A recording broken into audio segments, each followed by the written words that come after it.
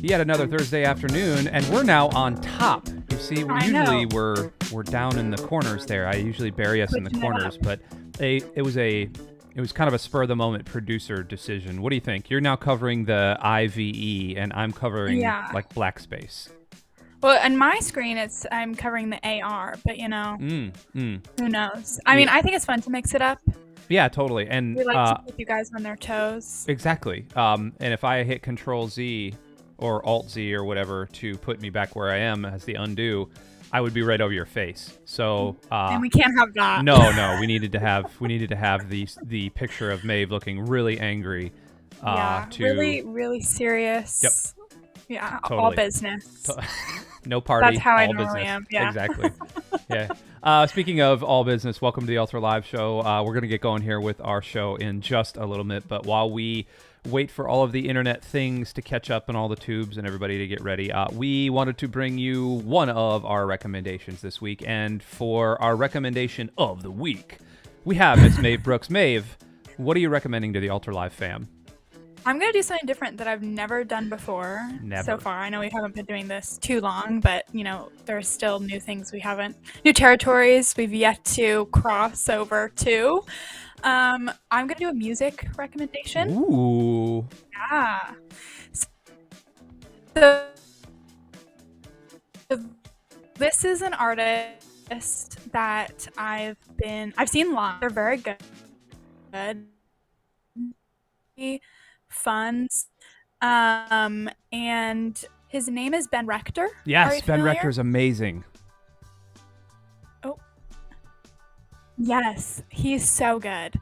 And he released this new album recently called The Joy of Music. Yes, and it's so there's good. This one song, Living My Best Life. Yes. That song has been on loop, just in my mind, while I'm working, while I'm driving, because one, it's such a happy song, but it's also so hopeful, and it's just, I don't know, there's this one line that he says, I'm trying to eat the fruit that is in season. Yep. And I just think that is such a good line. Yep. Because it just makes you, be thankful for where you are in life. Yep. And even if things aren't necessarily going like what, where you thought you would be or like as planned, it's still like, look at the great things that are in my life right now. So I highly recommend listening to that album, especially that song.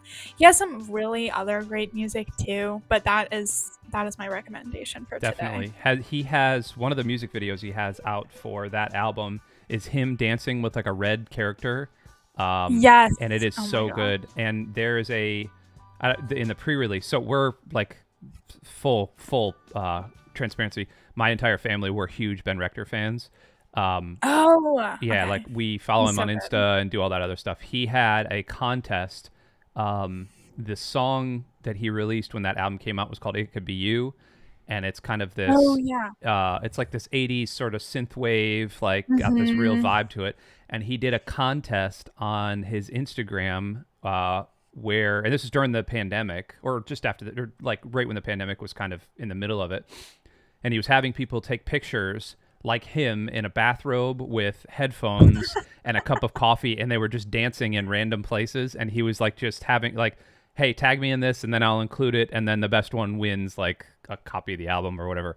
And so just watching those for like 2 weeks solid was just such a joyful thing. He's a Christian. He's just a super cool dude. I think I knew that, or he must be, because listening to his lyrics, I was like, there's gotta be, because they're so deep. Yep. And and he has some really, really upbeat, happy songs, and there are some slow, like The Man Who Drives Me Places, Yep. that one, or his Note to Self, Yep. that one's just so deep and powerful and makes you think. And I don't know, highly recommend to anyone who hasn't listened to him. And he did a lot of Huey Lewis in the News covers, which are so fun. Yes. Yeah. Love Huey Lewis. So the sport. He did an entire cover of the sports album that is just that's so good. Chef's kiss. Cool. Yeah, Ben Rector. That's a recommendation that I can get behind. Great. Congratulations. Andy approved. Yeah, I need a ding or something. I don't have the like sound. A sticker. Yeah, a star. I'll do that next. I'll make sure to put that in the next production. So today here on the Altar Live Show, we want to transition a little bit into getting down to business, and part of the business here is really helping churches do things virtually in the digital space, helping them connect and engage, and helping them really to reach their congregation. And one of those churches that is doing that is the Mount Church. They actually have their own virtual campus, the Mount Virtual, and they are located, I believe, in Virginia, just outside of Lynchburg, that area. Maeve, tell us a little bit about kind of the interview that we're going to have coming up. This is a pre-recorded interview. Stephanie and I recorded this last week, so obviously Maeve's not going to be there. But also that she was just getting back. She was all jet lagged from her journey overseas. And also you're not going to have all the background and all that other stuff. So the sound quality might not be the best, but there's some interesting and awesome information here. Maeve, what can you tell us a little bit about La-Neka and the Mount? Yes. So La-Neka is the tech lead, has 9 campuses, including the virtual campus. And the first thing I want to say is I love how they are so intentional about calling, their virtual campus a campus, because I think sometimes people are like, oh, it's our online option, our virtual option. No, they see it as a full community, like a strong, flourishing community, and they really pour a lot of time and effort into that. And so they have been using Altar Live, I think it's over 6 months at this, like 500 people, which is awesome. But that also kind of brings in this conversation of, with the amount of people that are coming to the services, how can we as an online community reach out to almost each and every individual coming to the services, making them seen and known. And so this conversation is talking about, with such a big online campus, how do you go out of your way to really engage with the people and not kind of see them as this, crowd of people, but seeing people individually, seeing their needs and meeting with them, whether it's at tables or talking to them over direct message. So La-Neka really told us, Andy and Stephanie, in the interview, like how they really pour into their community with the amount of people that attend. Definitely. Yeah, and it's a fascinating interview. There's a lot of helpful tips and tricks that La-Neka will drop. There's also a number of little things that I was kind of watching it back again this morning as we were prepping for the show today. A number of things that I didn't pick up on that she was saying about their church that are quite fascinating. A number of them being the amount of people that actually gather on a Sunday morning, which is hundreds of people. And that is intense and insane, but also Altar Live is covering that, and they have over 200 people in a service, which is nuts. And at the same time, they have the hosts and they have the greeters and they have all of that stuff to cover it. And yet she gets really practical and really down to the basic level of what is needed to run an Altar Live. So anything else that I'm missing here, Maeve? No, I think we covered it. It's one thing is that some of their campuses are located near military bases. So there's a lot of people coming and going, and she'll touch on this more, but they really, since they know that a lot of people are kind of coming and going, filtering in and out, they really make a mission to create a really warm and hospitable environment. And they do that online, and they kind of tell us how they do that, which is really awesome. That's a great point. Yeah. Cool. So here is going forward. We are going to be running this interview. So if you have questions, comments, concerns, always throw them in the chat. I'm going to be here monitoring those live, and anything else that we can help you with. Pop it in the comments or email us or hit us up on socials. But other than that, here is our interview with La-Neka Brown of the Mount Virtual. Well, I know you just saw me in another camera in my actual home studio, but I am here on remote I feel like I'm reporting from like a weather station. I'm here on remote location. This is Andy Mage reporting for Bay News 9. And we have And right here, I'm in the hurricane capital of the world. It feels like in Florida, so I'm used to all that. But I'm here with a few very special guests. First and foremost, over there, you know her, you love her, Stephanie, our intrepid CEO of Alter Live. Stephanie, thanks for joining us today, as well as La-Neka Brown from The Mount. And we are big fans of what The Mount is doing. La-Neka, thank you so much for joining us today. Oh, not a problem. Thank you for having me. Absolutely. So tell us a little bit about The Mount and tell us a little bit about you, first and foremost, how you got involved with the church, how you got involved in ministry, all of those things. Sure. So I've been with the Mount for about 5, 6 years. I started out originally in Chesapeake. Our church has 9 services or 9 campuses, including our virtual campus. So I started off in Chesapeake and then went to another campus to serve. And then there was an opportunity just to volunteer through our virtual ministry. So I did that during the week because I had my service during, on Sundays, and started doing that. And then I was approached by the pastor then if I would actually lead the team that did our chat hosting. So at that time, it was like great. And that was in 2019, right? So, like, fall of 2019. So worked towards a plan, worked out some things, started doing a heavy recruitment just because this is what we were going to do in general. And had a plan, met with people, set out the plan, and then COVID, right? And then we were the only show in town. So that meant coaching and doing at the same time. That meant really being strategic and looking at how can we effectively serve, connect, care, and cover our partners and our guests through that time. So that's kind of how I came into this as the tech team lead. So yeah. That's awesome. Oh, Go ahead. No, go ahead. Oh, I was going to say, like, over the time I've gotten to know you, I think it's been over 6 months now. You have, the way the Mount and you specifically have recruited as well as trained volunteers has just been above and beyond what I see a lot of churches doing. I'd love for you to share a little bit with everyone else what that training looks like. So if somebody is volunteering in the online space of the Mount, what do you equip them with? What does their role look like? Which kinds of roles have you defined? Tell us a little bit about that. Sure. So, when people first say that they want to volunteer in the Mount virtual, we ask them kind of do a little survey to see what their interests are and then what their skill set is. Because even though you have a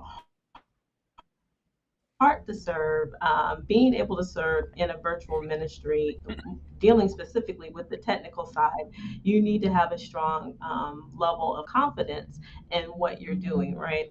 So making sure that they have a basic level of understanding and familiarity with technology.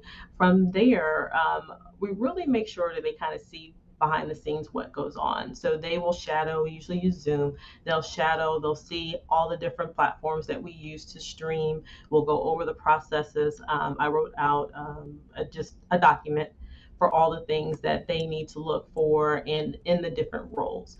So when it comes to the roles on our Sunday or anytime we actually stream, we have 3 basic roles. So we have someone that is the stream monitor. That monitor really looks at the various different platforms to make sure that things are posting on time, there's no scammers, and because that's always fun. And then, and making sure that the stream, the video and the audio is going out correctly, so that there's nothing disturbing the service for our virtual partners and guests. Second, we have chat hosts. Well, there are two different chat hosts. So we have a chat host for Ultra Live, and that person is the person who is engaging with our partners and guests. So we do have some posts that are general posts, but then that person is to use their personality, just like you would if you were a host in church, to welcome, to greet, to engage people in online conversation, to answer questions, and just to encourage people to really participate during service. Our bishop is always kind of has a call and response, even during a virtual church. So he'll be like, shoot your boy some hearts, or I need somebody, I need somebody to say amen in the chat. So one thing he does very well is to make sure he includes our virtual audience in the way that they can engage. And then our second person uses our other platform that we use to kind of stream for YouTube and our various Facebook pages. And that person makes sure, again, there's no confusion. All the things are going the way they're supposed to go. We're able to, again, engage, answer questions, and make sure that the entire service is well received and people are having a good time during their worship experience. Absolutely. Well, I love that. I mean, you are a multi-platform church. You're on Ultra Live, Facebook, and YouTube at the same time. And you have a pretty large online audience as well. I think one of the things I've heard you all say is you've taken the approach of, instead of trying to force people to leave one platform or another, you're creating multiple options for where people feel most comfortable. You have your preferred options for where you'd like new people to join, but instead of trying to herd people all into one, you've really opened up space on all of them. So the multi-platform is a question we get a lot. As somebody who has hosts across all of those, what could you say are the pros and cons of streaming both on YouTube, Facebook, and Ultra Live at the same time? Making sure that everything is going at the same time. That's always a challenge. And so, like I said, we have the stream monitor, and that's part of their job. They have multiple either screens or multiple tabs, and they're going through and they're checking to make sure sound, video, again, there's no scammers, making sure everyone has their questions answered, and just the overall flow of service virtually is on point. It's important. We do have a large group of people outside of our partners and guests who still don't feel comfortable coming in service, but we still have a very large congregation that is virtual. We're in an area, Tidewater, Virginia, that has a lot of military presence. So you get a lot of people who are here for a couple of years and then they move on, or they are sent out, overseas. So we have a lot of our virtual partners that perhaps were at one of our physical campuses and then have moved on, but then they with or serve with or go to school with other people, and so they invite people to their church, which is virtual, and then we get people who join that way as well. That's great. So it's a blend of both first-time visitors online as well as those who have some kind of relationship with the church, and still want to call your church home even if they are elsewhere. That's really great. Correct. Yeah. So La-Neka, on that, I mean, what could you tell us about the culture of the church that you've built online? What is, I know the Mount has spent a lot of years really trying to create a hospitable, welcoming culture in person. When you've built out the host team and trained people for online, what's the DNA or the culture specifically that you've been trying to create online, and how do you see that play out across the various platforms? Sure. So it all starts with our, as well as our staff, is really 2 people on staff for virtual. So, and then all of our volunteers, we have about 12 volunteers that serve in different capacities for our virtual campus. And so I think in working with them, the biggest thing has been just I would say a family feel, but even beyond a family feel, we are there for one another. We've spent the last 2 years during COVID training, and then training more people who come on and supporting other events that happen virtually. So we spent a lot of time together, and that created relationships that have lasted even outside of us serving. So that's one. But I think when you start with that, where people are caring for each other, connecting with one another, and making sure that they are really serving one another,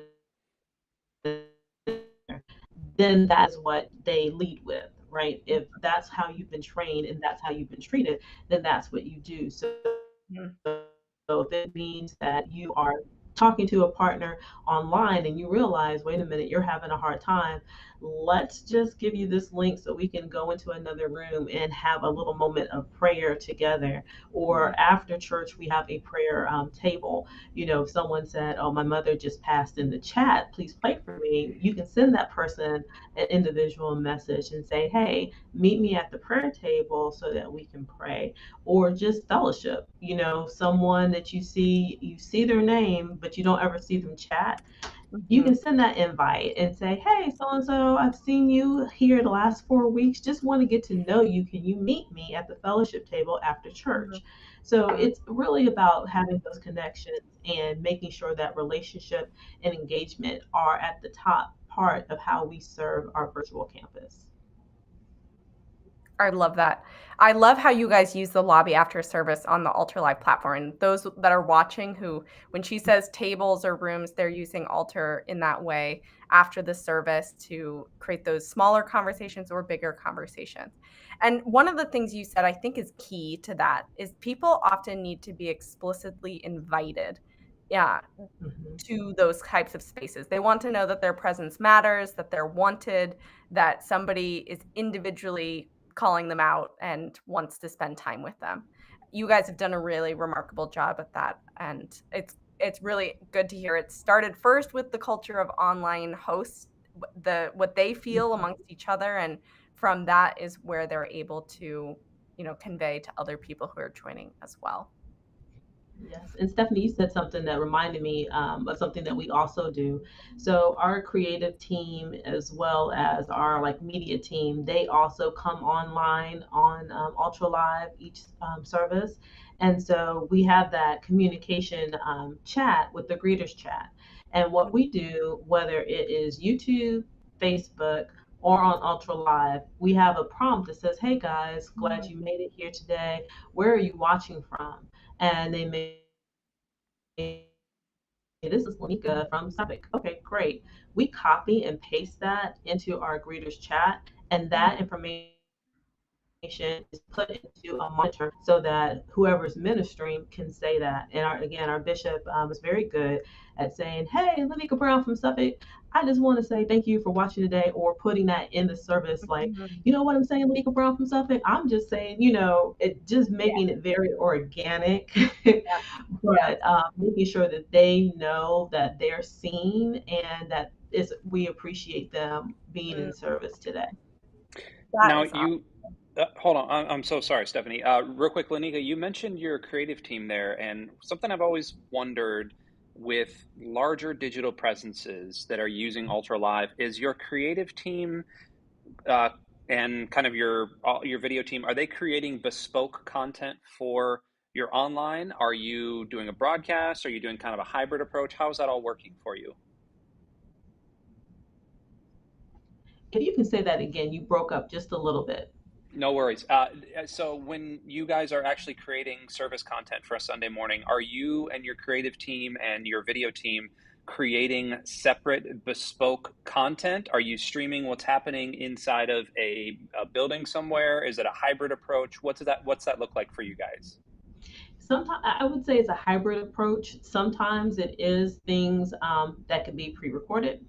Sometimes it's things that you're on one site and then you are then switched over to what's going on in the church. Let's say you're outside of the church or you're at a different one of our other campuses, and then switch over to something that's going on in service. So it's really our creative team that makes that content and makes that call. We have a director, and he's absolutely fantastic. So different things that go on like that, that's really his call. Mm-hmm. Mm-hmm. But I think what's really cool about that is that you've tried out different things, it sounds like, as you've gone to see what resonates with online as well as in person, how to not being afraid to experiment.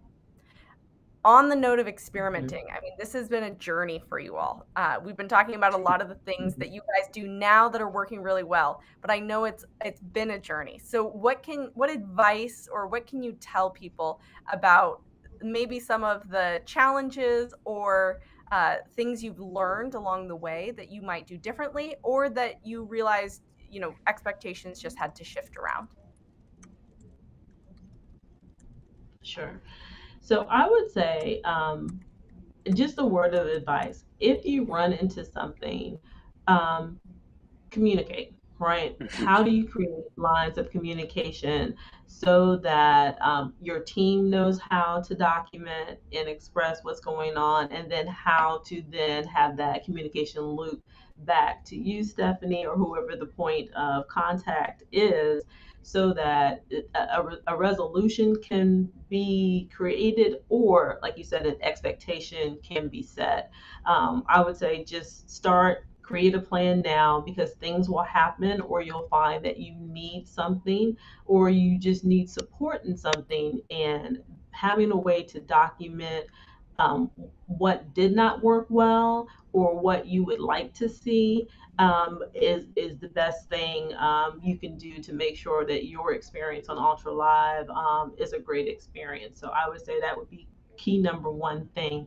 Um, it's technology, right? And I constantly say technology is great until it's not. Yeah. So, preparing your chat host, right? Preparing your chat host, or preparing your stream monitor, or whatever you call them that actually serve online, to be able to navigate issues and problems is key. I would say about 2 months ago, my stream monitors, I taught them the back end of Ultra Live. So, how do you create an event?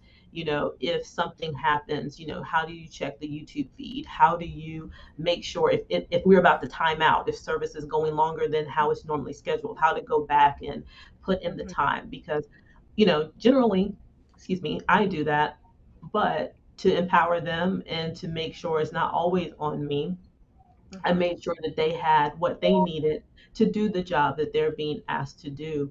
It may be a change in who's serving, and we may have changed it in Planning Center, but we didn't change it in Ultra Live. And I needed the stream host to have that ability to do that quickly. So again, there's no interruptions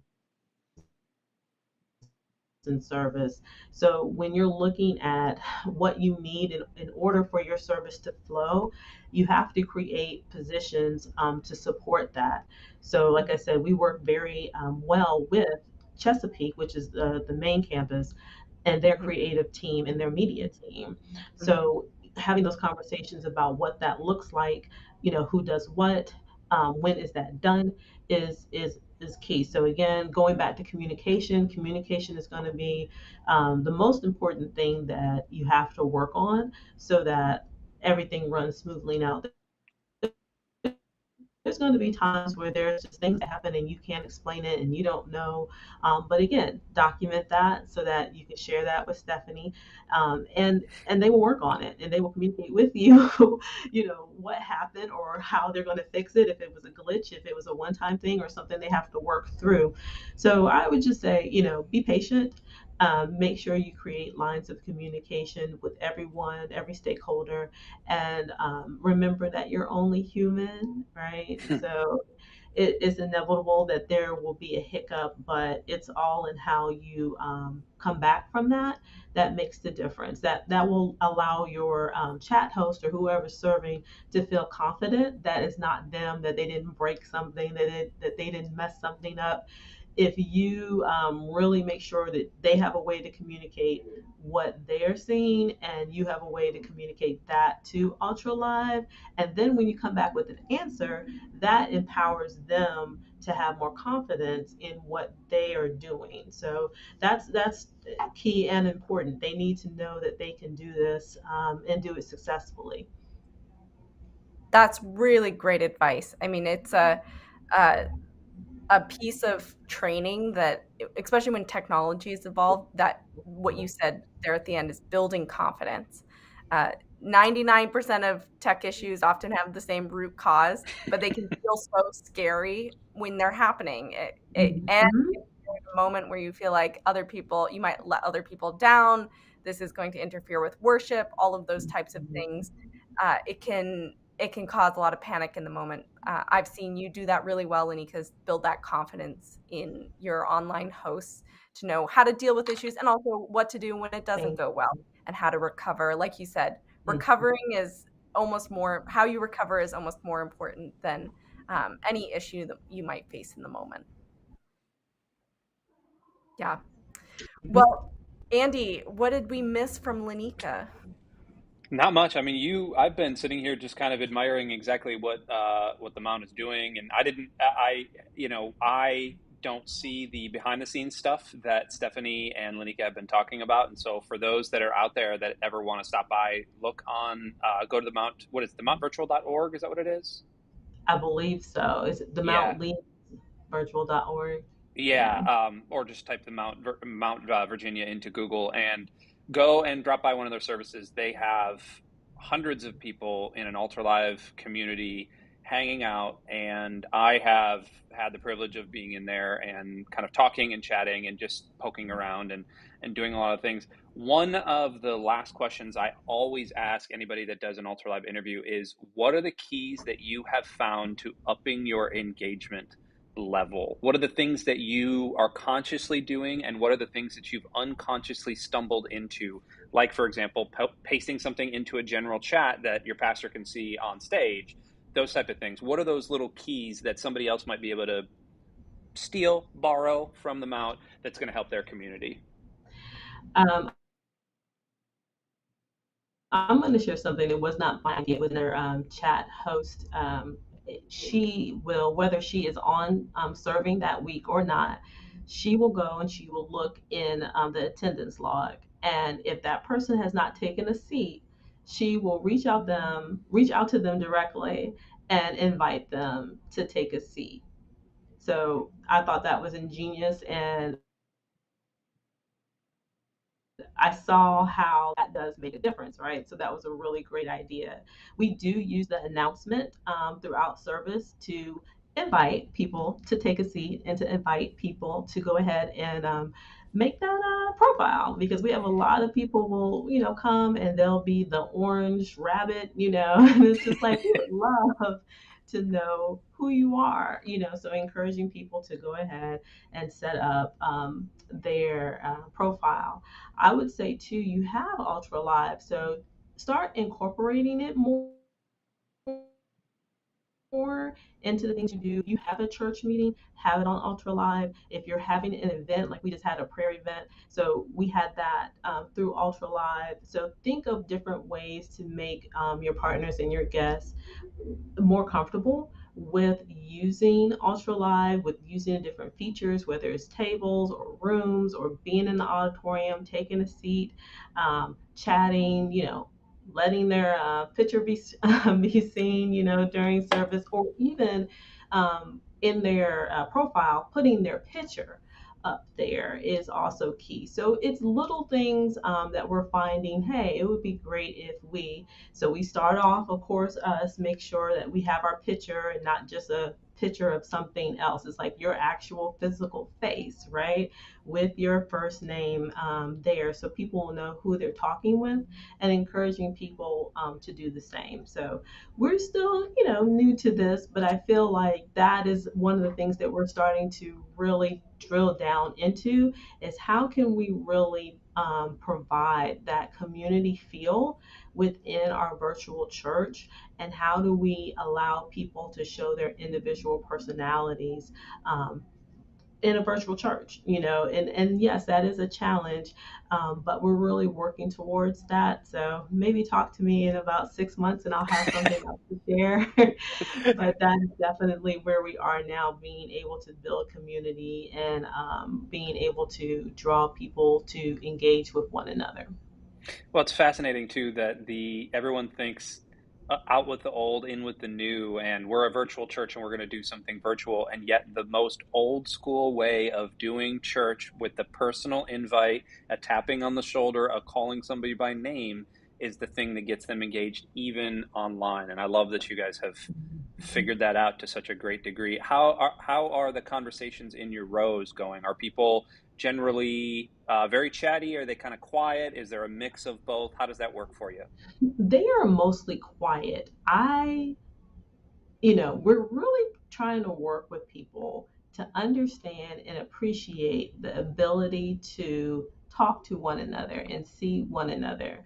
I think because prior to coming on with you all, we did use a different program, which didn't allow us to see each other. And so what is it, like almost 2 years of just being able to roll out of bed or not roll out of bed and just pick up your phone or pick up your tablet, and you can have rollers in your hair and crust in your eyes. And I think people are like, oh, I have to get dressed, I have to wash my face, I have to, so they're still not at that point where they're doing those physical hygienic things to be camera ready. But again, that's something that we're working towards so that people understand the benefit of being able to see and talk with people virtually. Absolutely. Stephanie, what did I miss? Anything? No, I love that, La-Neka. I think there's a culture shift that's happening still. Like you said, new habits being formed. But slow and steady wins the race. I think what you guys are doing week in and week out, first and foremost, making people's presence matter and feel known. That's a cornerstone to building community, knowing that you're wanted and that your presence is also missed when it's not there. And then the habits of how people connect with each other. I can see that's really where you guys are leaning into in the next 6 months, is that peer-to-peer connection as well. Well, we're excited. We're cheering you guys on. Like Andy said, you are welcome to check out the Mount on any weekend. Go see them in action, maybe meet someone new, get prayer at one of their tables, and learn from all that La-Neka and her amazing team have done. Yep, anytime. You're welcome to the Multiplatform. So come on and visit. Awesome. La-Neka, thanks so much. Stephanie, thanks so much for being on. We will put all of the Mount's information into the description and the doodly-doo below, so you can check them out and follow them and do all that other stuff. La-Neka, thank you so much. Thank you for having me. This was fun. Likewise.